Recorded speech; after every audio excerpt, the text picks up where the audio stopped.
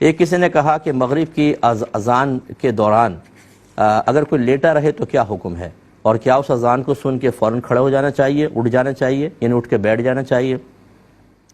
دیکھیں، یہ مغرب کی اذان کا یہ مسئلہ نہیں ہے، یہ ہر اذان کا ہے کہ اذان کا ادب کرنا چاہیے جتنا آپ سے ہو سکے، ٹھیک ہے نا، جتنا ادب آپ کر سکیں۔ تو جیسے آپ لیٹے ہوئے ہیں تو بیٹھ کے اذان سن لیجئے، اگر آپ کہیں چل رہے ہیں، اگر ٹھہر سکتے ہوں تو ٹھہر کے اذان سن لیجئے، کم از کم جو قریبی اذان ہے، کیونکہ ہمارے یہاں بہت ساری اذانیں ہوتی ہیں، سب سے قریب جو پہلی اذان آپ کی ہو رہی ہے اس کو آپ اس کا احترام کم از کم کر لیں، تو یہ اچھا ہے۔ لیکن اگر کوئی لیٹا رہا اور کوئی بے ادبی نہیں کر رہا کوئی اور دیگر، تو یہ نہیں کہیں گے کہ گناہگار ہوا۔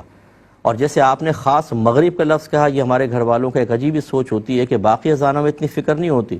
جیسے ہی مغرب کی اذان ہوگی، بھائی مغرب کی اذان ہو رہی ہے اٹھ کر بیٹھ جاؤ۔ کیوں؟ مغرب میں ہی کیوں؟ فجر، ظہر، عصر اور عشاء، کیا یہ اذانیں اس کے مقابلے میں حقیر اور کمتر ہیں؟ ایسا نہیں ہے، یہ ایک ذہن بن گیا ہے۔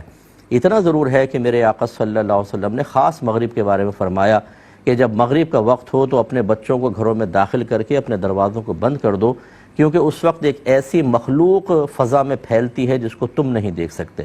جس کی شرح یہ بیان کی کہ جنات مغرب کے ٹائم نکلتے ہیں اور جو شریر قسم کے ہوتے ہیں بعض اوقات مس کر کے بچوں کو چھو کے ان کو نقصان پہنچا سکتے ہیں۔ تو اس لیے نبی کریم صلی اللہ علیہ وسلم نے مغرب کے ٹائم بچوں کو داخل کرنے کا حکم دیا، لیکن یہ اذان کی مخصوص کوئی فضیلت ایسی نہیں ہے کہ اس کا خیال کر کے اس کا احترام کیا جائے، ہر اذان کا ہونا چاہیے۔